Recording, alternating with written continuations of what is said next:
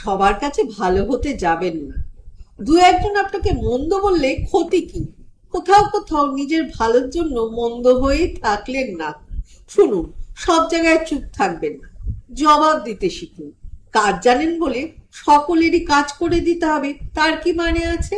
করতে ইচ্ছে না হলে করবেন না। যাকে টাকা ধার দেবেন তার থেকে ফেরত চাইতে শিখুন। না চাইলে বেশিরভাগ মানুষ নিজে থেকে কিছুতেই দেবে না।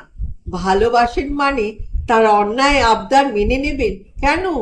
মুখের ওপর না বলতে শিখুন। হেসে হেসে কথা বলে সকলের সামনে যে আপনাকে ছোট করে দেয় তার সম্মানের কথা ভাববেন না।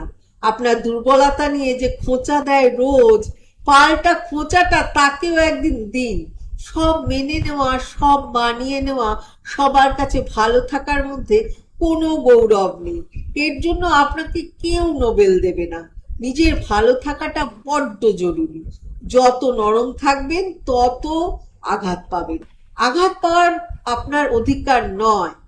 সাপের লেজে পা দিলে সাপ ফোঁস করে বলেই তো সাপকে সকলে ভয় পায়। এ জীবনে সবার কাছে আপনি ভালো হতে পারবেন না কখনোই। কারো কারো কাছে নিজের ভালোর জন্য মন্দ হয়ে বাঁচাটা কোনো দোষের নয়।